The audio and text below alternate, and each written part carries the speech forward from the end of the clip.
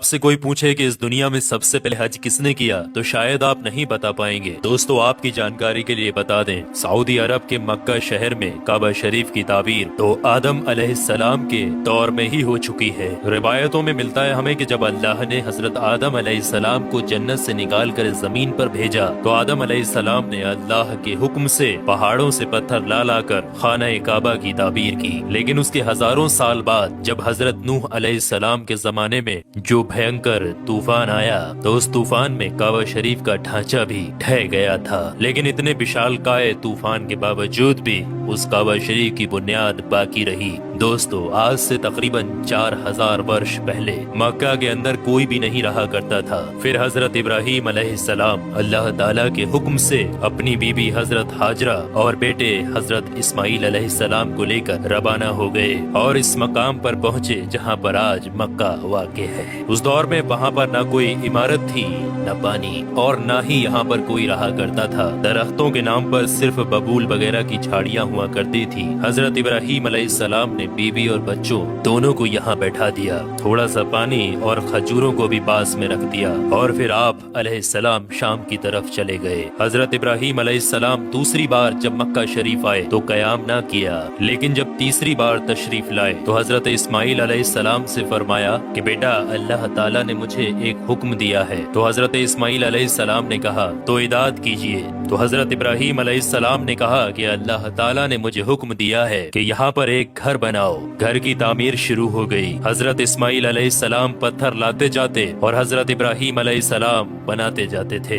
जब तामीर जरा बुलंद हो गई तो हजरत इस्माइल अलैहिस्सलाम एक पत्थर को उठा कर लाए जो कि हजरत इब्राहीम अलैहिस्सलाम उस पर खड़े होकर ताबीर कर रहे थे। यही मकामे इब्राहीम भी है। ये बाप बेटे दीवार को उठाते जाते थे और दुआ करते जाते थे, ऐ परवरदिगार, हमसे कबूल फरमा, तू सुनने और जानने वाला है। उन्होंने घर की तामीर न मिट्टी से की और न चूने से, बस पत्थर के ऊपर पत्थर रखते चले गए और ना ही छत बनाई और ना कोई उसका दरवाजा। और फिर बाद में अलग अलग जमाने में फिर बैतुल्लाह की तामीर हुई, कुरैश ने भी तामीर की और उनके बाद भी हुई। कहते हैं कि उस वक्त इस्माइल अलैहिस्सलाम की उम्र 20 वर्ष थी। हजरत इब्राहीम अलैहिस्सलाम ने बैतुल्लाह के पहलू में बकरियों का एक बाड़ा भी बना दिया था और इसके ऊपर पहलू की छत डाल दी थी। पहले बैतुल्लाह की जगह पर एक सुर्ख रंग का टीला था। अक्सर सैलाब इसे इधर उधर से काटता रहता था। जब हजरत इब्राहीम अलैहिस्सलाम ताबीर काबा से फारिग हुए तो हजरत इस्माइल अलैहिस्सलाम से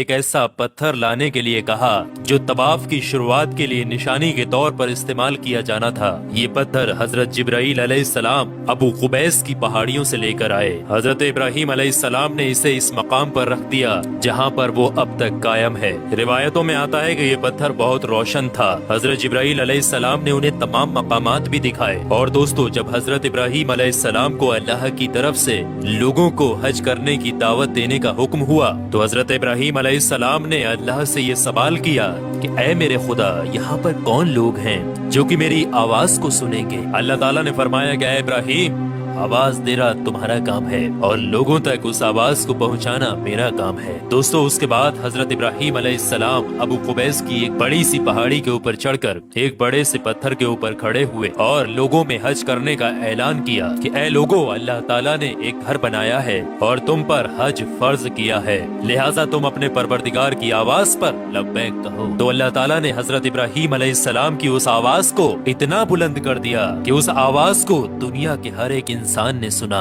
यहाँ तक कि पेड़ पौधों को भी वो आवाज सुनाई दी, जिसकी वजह से पहाड़ और पेड़ पौधों में भी ये ख्वाहिश हो गई कि वो भी अल्लाह के इस पाक घर की जियारत करें। अल्लाह ताला ने हजरत इब्राहीम अलैहिस्सलाम को ये हुक्म दिया कि वो इस घर को रुकू और सजदा करने वालों के लिए पाक और साफ रखें। उलमा इकराम के मुताबिक हजरत इब्राहीम अलैहिस्सलाम के इस ऐलान के बाद ही हज की शुरुआत हुई और सबसे पहला हज हजरत इब्राहीम अलैहिस्सलाम ने ही किया।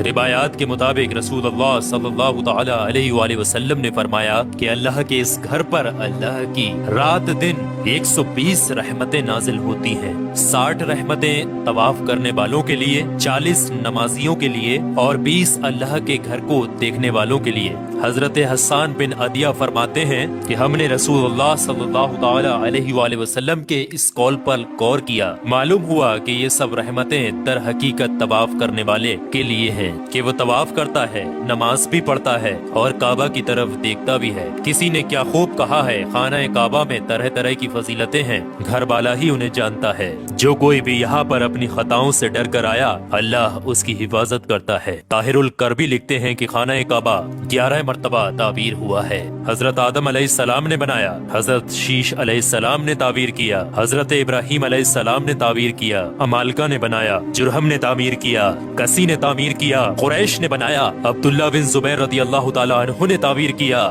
حجاج بن یوسف نے بنایا، سلطان مراد نے تعبیر کیا جو کہ آل عثمان میں سے تھا۔ دوستو آپ کو بتا دیں، جو کعبہ شریف کی تعبیر کے لیے حلال مال اکٹھا کیا گیا تھا وہ کافی نہیں تھا، اس لیے 6 ہاتھ ایک بالست جگہ کم کر دی گئی تھی اور ایک چھوٹی سی گول دیوار بنا دی تھی تاکہ لوگ اس کے باہر طواف کریں۔ کعبہ کے اندر انہوں نے 2 صفوں میں 6 ستور رکھے تھے جس کے اوپر چھت تھی۔ اس سے پہلے کعبہ شریف کے اوپر چھت موجود نہیں تھی۔ دروازہ ایک رکھا تھا، چھت کی بلندی 18 ہاتھ تھی۔ حضرت زبیر رضی اللہ تعالی عنہ نے کعبہ شریف کی چھت کی بلندی 27 ہاتھ رکھی تاکہ عرش کے مناسب ہو جائے۔ ایک دروازہ داخلے کے لیے اور ایک باہر جانے کے لیے بنایا، دونوں دروازے سطح زمین کے برابر تھے۔ دوستو آپ کو بتا دیں، جس دن کعبہ شریف کی تعمیر مکمل ہوئی وہ دن بہت عجیب تھا۔ اس دن بہت سارے غلام آزاد کیے گئے اور بہت سی بکریاں ذبح کی گئیں۔ تو دوستو اب آپ لوگوں کو سمجھ میں آ گیا ہوگا کہ کعبہ شریف کی تعمیر کس کس طریقے سے کس کس وقت میں کس کس نے کی اور سب سے پہلا حج کس نے ادا کیا۔ تو کعبہ شریف سے جڑے ہوئے